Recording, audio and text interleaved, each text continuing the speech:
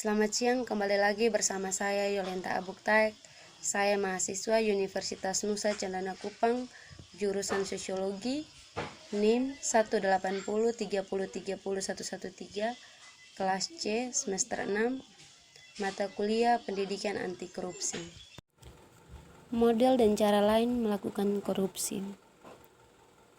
Kemajuan suatu negara sangat ditentukan oleh kemampuan dan keberhasilan dalam melaksanakan pembangunan. Pembangunan sebagai suatu proses perubahan yang direncanakan mencakup semua aspek kehidupan masyarakat. Efektivitas dan keberhasilan pembangunan terutama ditentukan oleh dua faktor, yaitu sumber daya manusia dan pembiayaan. Di antara dua faktor tersebut, yang paling dominan adalah faktor manusianya. Indonesia merupakan salah satu negara terkaya di Asia dilihat dari keanekaragaman kekayaan sumber daya alamnya. Tetapi ironisnya, negara tercinta ini dibandingkan dengan negara lain di kawasan Asia bukanlah merupakan sebuah negara yang kaya, malahan termasuk negara yang miskin. Hal ini terjadi salah satu penyebabnya adalah rendahnya kualitas sumber daya manusianya. Kualitas tersebut bukan hanya dari segi pengetahuan atau intelektualnya, tetapi juga menyangkut kualitas moral dan kepribadiannya. Rapuhnya moral dan rendahnya tingkat kejujuran dari aparat penyelenggara negara menyebabkan terjadinya korupsi. Korupsi di Indonesia dewasa ini sudah merupakan patologi sosial atau penyakit sosial yang sangat berbahaya yang mengancam semua aspek kehidupan bermasyarakat, berbangsa, dan bernegara. Korupsi telah mengakibatkan kerugian material keuangan negara yang sangat besar.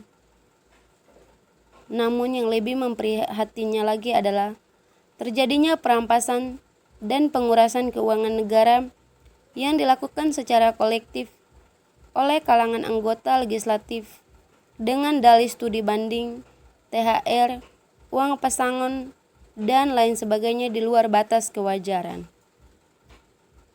Bentuk perampasan dan pengurasan keuangan negara demikian terjadi hampir di seluruh wilayah tanah air. Hal itu merupakan cerminan rendahnya moralitas dan rasa malu, sehingga yang menonjol adalah sikap kerakusan dan aji mumpang. Karena korupsi membawa dampak negatif yang cukup luas dan dapat membawa negara ke jurang kehancuran. Cara modus korupsi yang banyak dilakukan di Indonesia. Yang pertama, korupsi dengan modus komisi. Pejabat menerima setoran komisi yang jumlahnya bervariasi sesuai kesepakatan awal 5-25% dari nilai proyek yang dikerjakan oleh pengusaha.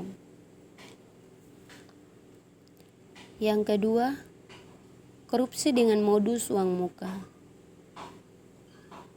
Pejabat menerima uang muka 5-15% dari proyek yang akan diajukan rencana proyeknya, atau yang dikenal juga dengan nama ident Aijon alias dikawal dari bawah. Yang ketiga, korupsi dengan modus bagi hasil. Pejabat pura-pura tanya sama pengusaha yang akan dimenangkan atau yang telah memenangkan tender. Yang keempat, korupsi dengan selisih margin. Pejabat sudah kaya pengusaha. Dia sibuk kesana kemari cari info berapa harga pokok si pengusaha. Kalau sudah dapat, dia panggil pengusaha dan minta selisih margin tersebut disetor ke dia. Yang kelima, korupsi dengan modus saham kosong.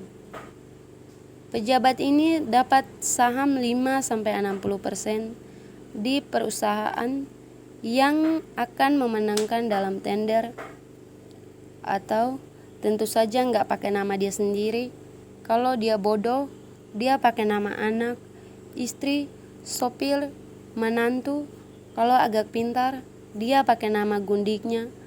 Kalau dia betul pintar, dia pakai nama palsu, nama pengacara, nama orang asing, Singapura, Hong Kong, dan lain-lain.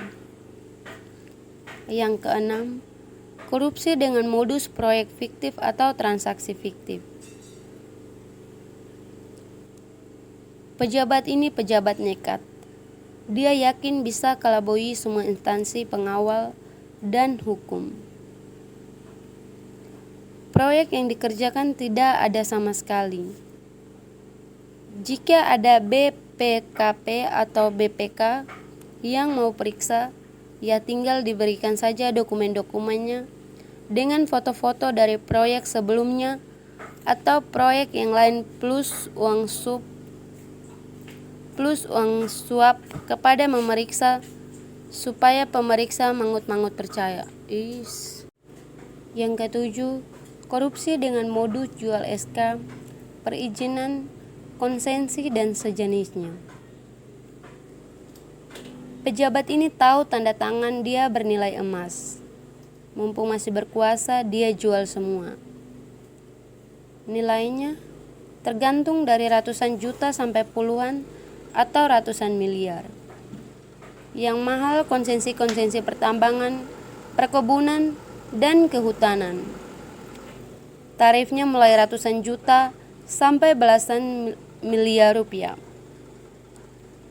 Kedelapan, korupsi dengan modus jual aset negara. Pejabat ini agak sinting.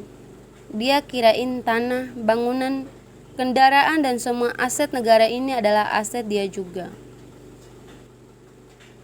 Yang kesembilan, korupsi dengan modus terima bersih. Pejabat ini sok suci.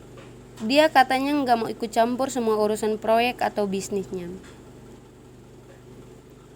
Pokoknya, kata pejabat tersebut, dia nggak mau tahu. Yang penting dia taunya dari semua proyek, anggaran, izin-izin, dan peluang lain yang ada. Dia terima bersih 5-10%. Lain-lain anak buahnya saja yang urus. Yang ke-10, korupsi dengan modus jual perkara, jual keadilan. Ini kayak Gayus, Sirus, dan kasus-kasus Markus itulah. Pasal-pasalnya tinggal dimainkan, denda dimainkan. Pokoknya atur semua dengan rapi sesama pejabat hukum instansi lainnya. Ke-11, korupsi dengan modus tunjuk konsultan. Semua proyek atau rencana proyek harus pakai konsultan. Kalau bisa pakai konsultan luar negeri yang bonafide. Entar honor konsultannya dimainkan. Pokoknya ada deh untuk pejabat terkait. 12. Indonesia dan menjerat Indonesia ke jurang kemiskinan dan kebodohan. 13. Korupsi dengan modus pemberian upet. Kalau pejabat model gini, dia pikir dia kayak raja-raja zaman dulu. Dia nggak mau tahu, pokoknya semua pejabat di bawah dia harus kasih setoran ke dia. Mau harian ke, mingguan, bulanan, dan tahunan. 14. Korupsi dengan modus honor sebagai pejabat di tempat lain. Modus ini juga termasuk kuno, tapi tetap laku. Ada pejabat yang dijadikan komisaris atau pengawas di berbagai perusahaan. 15. Korupsi modus bailout. Ini kayak Bank Sentur. Sebenarnya bukan cuma Bank Sentur. Dulu waktu di zaman Gus Dur, Megawati sudah banyak BUMN, bank swasta, dan lain-lain yang diselamatkan pakai uang negara. Ke-16. Korupsi modus menyimpan dana APBD, APBN, BUMN, BUMD, yayasan, dan sejenisnya di rekening bank dalam bentuk giro. Pejabat dapat komisi 2-4% kalau bentuk giro. 0,5 sampai 1,5 jika dalam bentuk deposito.